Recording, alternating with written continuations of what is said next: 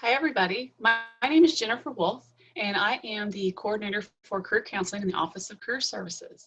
And so today, I'm going to give you a few quick tips on if you're interested in either creating a LinkedIn profile or you want to think about how you might go about updating your LinkedIn profile and making it really work the best for you. We're going to talk a little bit, and I'm going to share a few details, a few quick tips on ways that you can do that, okay? So first things first, obviously you're looking at the LinkedIn sign-in homepage, so linkedin.com, and you're going to go in, and if you've created an account before, you're obviously going to sign in. And we're going to use my account today. I'm going to do a lot of this presentation is going to be live. So, and if you have not created a LinkedIn, you'd go through the process of actually creating that account.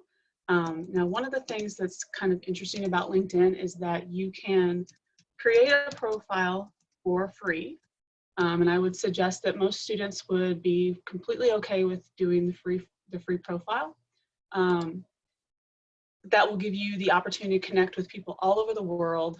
There's millions of people that are active and have created accounts on LinkedIn, and so it's a great tool for you to use to connect to people all over the world to both develop those networking connections, but also we're going to talk a little bit about how you can use it in your job search and actually see active postings that are created and added to the site. So the first thing I've done here is what you'll see is called your home page or your landing page. It looks a lot like, people share content based off of maybe who you follow, influencers that you might follow. Amy Cuddy, for example, is one of the influencers that I follow. But people share content just like they would on Facebook or Instagram or different type of social media accounts.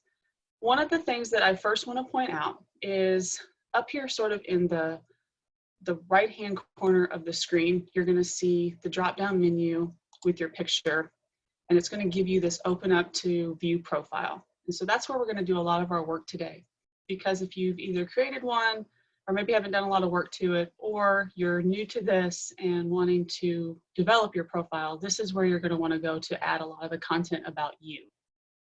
All right, so the biggest sections on here would be, first things first, adding pictures. And so adding a good headshot of you, a good profile picture, something that's clear, well lit, easy to see, of just you, and so not something where you're trying to crop people out of your picture. Have somebody take, a good headshot of you.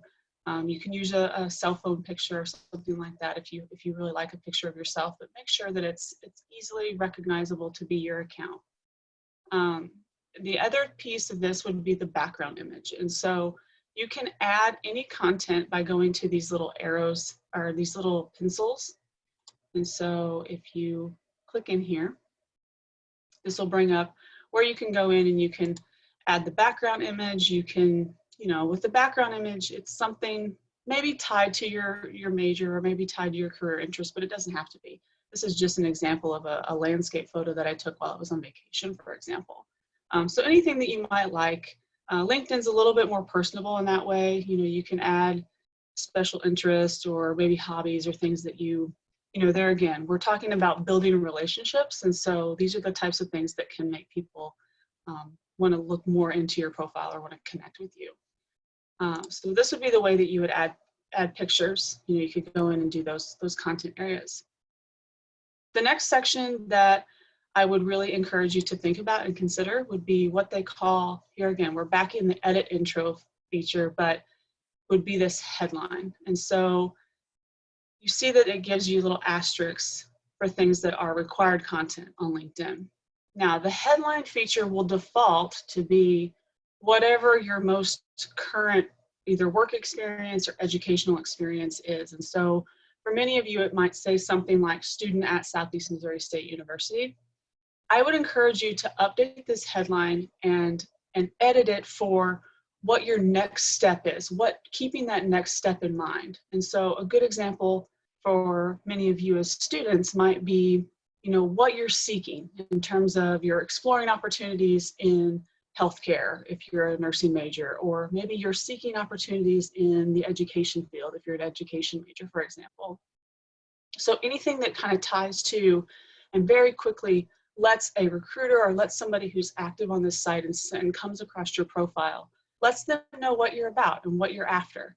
You know, if I had, you know, restaurant manager at, let's say, Mary Jane's or something like that, that would be great if, as a headline. It's probably going to default to that if I worked there, for example. But that's not really giving an employer or somebody who might be looking at your site any insight into what you might be thinking about in terms of your next step. And so that's where the headline can really come in.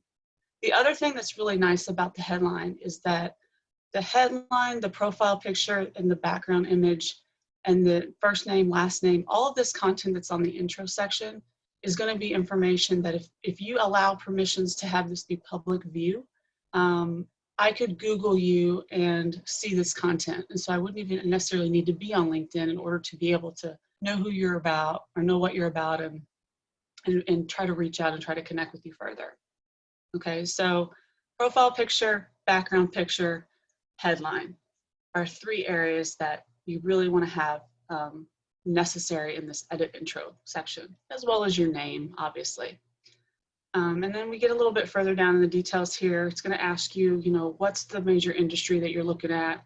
For me, it's, you know, I'm a career counselor in higher education, so I'm not actively seeking anything. So these are the kinds of things that are pretty, you know, self-explanatory for me right now.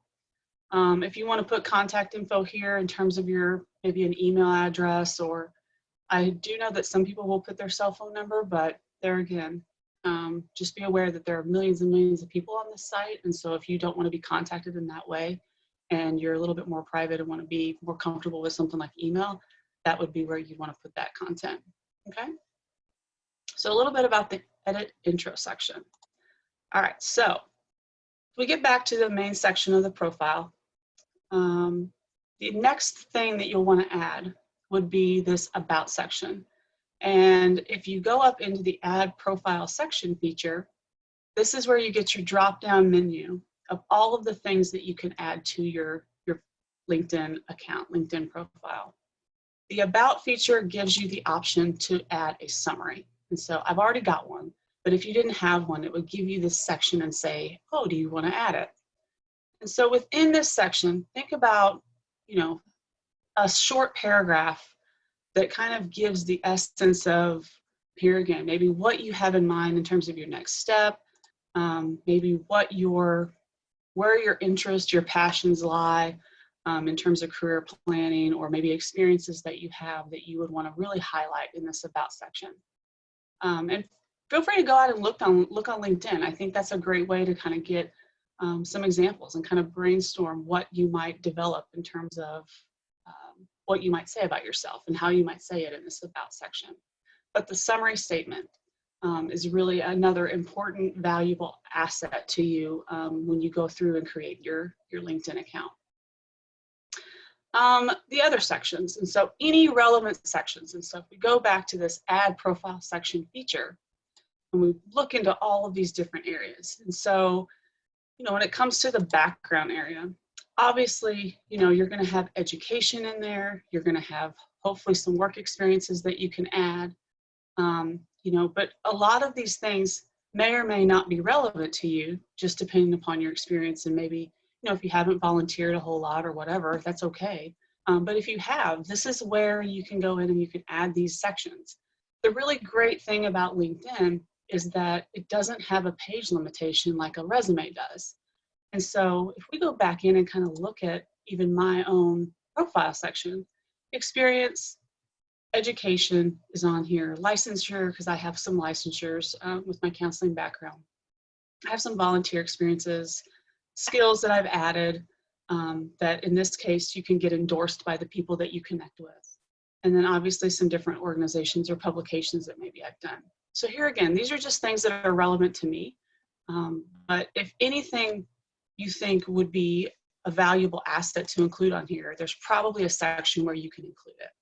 And so if we break down, say, accomplishments, for example, this might be where if you're not really heavy on experience right now, you don't have, you know, 3 or 4 internships under your belt, or you haven't really been able to work very much because you focused on academics, maybe you want to break out your courses, you know, and you could add those really relevant courses or maybe projects that you've completed as a component of your education And here again, that becomes a part of your LinkedIn profile and could potentially become a part of even your resume too. You see if you're fluent in languages, multiple languages, or English isn't your first language, for example. Here again, this is a way that you can highlight that and let employers or potential connections know what you're all about in terms of professionalism. Okay, so this is just a really quick rundown of all the different ways. I think it's pretty self-explanatory how you would go in and add these sections. But one thing I do want to point out is if you go in and you add under background, if you're adding the education, one of the things I do want to show is that it will give you the school, and that's a requirement. So obviously in this case, you put Southeast Missouri State University. The degree type, and here again, you might have to look this information up. Some of you will have a Bachelor of Arts, others might have a Bachelor of Science, Bachelor's in Education, the list kind of goes on.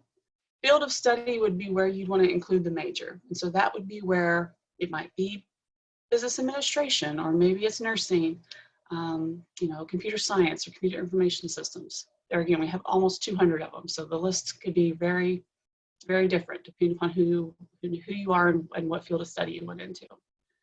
Start year and end year, obviously, when you started and when you're expecting to graduate. And then with grade, this is where you could go in and you could actually list out GPA. And so if you just wanted to plug it in as GPA, and then I would encourage you to do this if it's a 3.0 or higher. Just there again, to let employers know that you were, high achieving, had really good grades, had some pretty standard stuff, and rather than leaving it blank. You do get a section here under the education block to put in activities or maybe different memberships or organizations that you are a part of. But you could also go out and include those under the different sections if you wanted to break those out. If, say, you contributed a lot of your time to Student Activities Council or Student Government or one of the clubs or organizations that you are a part of, for example. Okay? So it'll give you the option sometimes if you're going in and adding different things, it'll ask you if you want to discard or keep. So you'll see some of those. Okay, so that's a little bit about your profile and how to develop. Now, the last thing that I want to point out on here that's pretty important is over here again in sort of the right-hand side of the screen, you're going to see this feature for Edit Public Profile and URL. And so if you click on there, it's going to bring you to this new page. And this gives you a snapshot of if you're out in what's public view, what level of visibility do you have on your LinkedIn profile settings.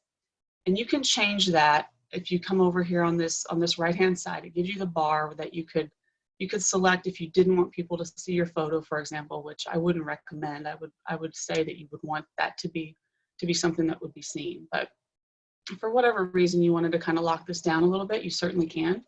But for most people, if they're actively looking and searching for jobs, I would say most of this you want to have pretty visible. The other section that's really important is this right up here at the top that says Edit Your Custom URL. And so this is where LinkedIn, when you create an account, it's going to give you a linkedin.com. It's going to give probably a combination of your first and last name and then a series of numbers and letters behind your name. It looks it's not very clean to look at. And it becomes a really particular part of your job search if you want to add this URL, say, to your resume, maybe under the contact information or something like that.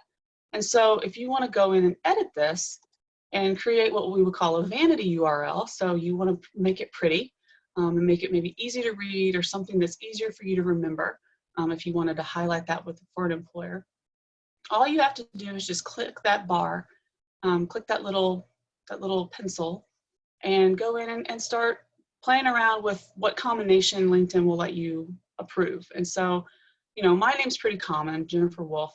So I had to add a few letters behind my name that LPC is my status as a counselor.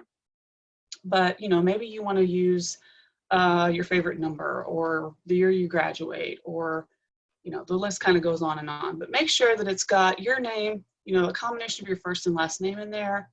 And then also maybe something that would be easy to, like I said, add to a resume. And then you can share this URL. So that's another thing that you want to try to do is edit that custom URL and make that URL custom for you. okay? All right. So that's pretty much everything that I wanted to cover about how to develop your profile. What I want to do now is actually go back into LinkedIn and kind of show you some of the ways you can use it for yourself in terms of networking, building those connections, and searching for jobs, okay? So here we are, we're back in the home screen, what you see when you log in. And I'm gonna focus on the top bar here where you see home, my network, jobs, messaging, notifications. So my network, if we go here, this is where it's gonna give you connections. And so not only can you go in and search at any time, like say you wanted to look for, I don't know, you know, I have a list there of different people that, you know, you could search. Mark Cuban, he's an entrepreneur, for example. You can actually find people all over the world in that way. But what it will bring you to, first is this screen where based off of what you've included in your profile, so your education sections, maybe places that you've worked, organizations that you've been a member of, it's gonna give you suggested people. And so for me, at Southeast Missouri State, it's giving me a lot of people that work at Southeast or affiliated. One of the things that happens with this, the nature of LinkedIn, is that if I go in and I try to do this connection right here, like say with Shad Burner, it's going to immediately send him an invitation request to connect without me giving him a reason why I'm trying to contact him. So I would encourage everybody to go in and actually click into the account that you want to try to connect with, bring up their LinkedIn profile, and then hit the connect feature here so that you get that ability to add that optional message. And so, you know, if I want to connect with Shad, for example, maybe I want to highlight that we both went to Southeast and I noticed that he, you know, works for the state of Missouri and I'm interested in learning more about those opportunities or whatever it might be. That way, when he gets that invitation, he at least has some context as to why I'm reaching out to him. And the ones that have those connections that come with a personalized message are much more likely to be accepted by the people that you attempt to connect with versus the sort of random, hey, this person wants to connect with me, but I really don't understand why they would want to. Okay, so that's just a little bit about how you might want to go about building those connections. The other thing that you can do, so another quick piece of information has to do with when you go in and you search in the jobs link. So if we go to this feature, this is the job search portal within LinkedIn. And so here again, you can search for jobs all over the world. Maybe we want to do a search. You kind of see some suggested job searches based off of my information that I've included. So LinkedIn does a good job with their data mining on trying to give you things that you might be relevant to you. And then based off of my profile, it gives me, you know, some suggested things that I might want to look at. But maybe I just want to go in and say I want to do, let's just do registered nurse. And maybe we want to look, we'll look in Cape because we're in Cape, or I'm in Cape at this point. So here you have active positions that have been posted on LinkedIn. And not only do you get, let's just look at Southeast Health, for example, and pull up this job. Not only do you get the ability to see maybe potential connections that you might be already connected to on LinkedIn, but you also get to see alumni who currently work there. And these are all people that you might want to reach out to, depending upon, you know, what area of the hospital they may work in, who they may also be connected to that you're connected to, just to try to get more insight and build those connections. But more importantly, you can actually apply for positions via LinkedIn. And so if we click in to the application feature, what this one's doing is it's taking us to an external website. Okay, so this is something that sometimes will happen depending upon how the company has set up the position. But if we want to go back in and say, look at, I don't know if there's one that will come up on here. Let me see if registered nurse at the state will probably take us to the state website.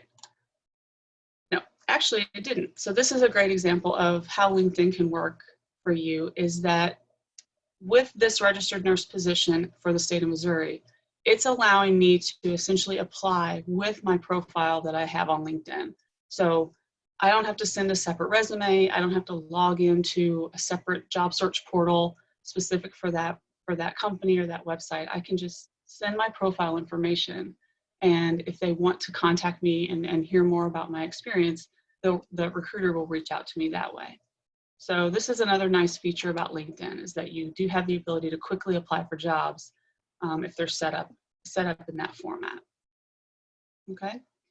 The other kind of nice thing about this is, all right, say I'm a nurse and I'm actually looking for positions, but I'm interested in companies as well that may come up on here. I'm going to go back to this Southeast Health one, for example. All of these companies have an icon that you see sort of off to the left-hand side. If you click into that icon, it's going to bring you to their company page. And so you can follow the company, and depending upon how many companies you follow and the nature of your job search, you're going to actually see positions that might come to you via email. LinkedIn will send you a weekly or a monthly kind of positions that you might be interested in based off of your job searches, things like that. So this is another great way, is if you want to follow companies, you can do your research on those organizations with LinkedIn and not necessarily have to go out and do a lot of hunting for information on your own. Now I am going to go back because I do want to show the other feature about job search that's really important is right up here at the very top of our search return list. We get registered nurse in Cape Girardeau, 130 results. But the job alert that I have right now, because this is my profile, I have this set to off. If you're a nursing major or anything that you might search for, education, accounting, business, public relations, whatever, if you turn these job alerts on, so if we go in and do this, create search alert, you can let LinkedIn work for you behind the scenes. And so you might register to have these alerts sent to you daily. You could get them via email or get maybe notifications if you have those pushed to your phone. Kind of up to you on how many times you might want to see results. But this, again, is going to be something that you're going to get information about positions that get posted on LinkedIn when they become active on the website. So that way you don't have to go back in here and do a completely new search necessarily each time that you would log in. You would get that information, and then you could then log in and kind of look at the more of those details and see more about what the position entails.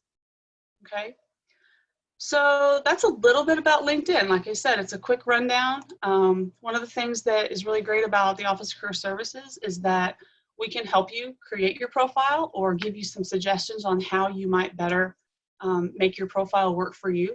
So if you do have any questions about LinkedIn, or you want us to, help you out with taking a LinkedIn headshot photo or something along those lines, just let our office know, okay?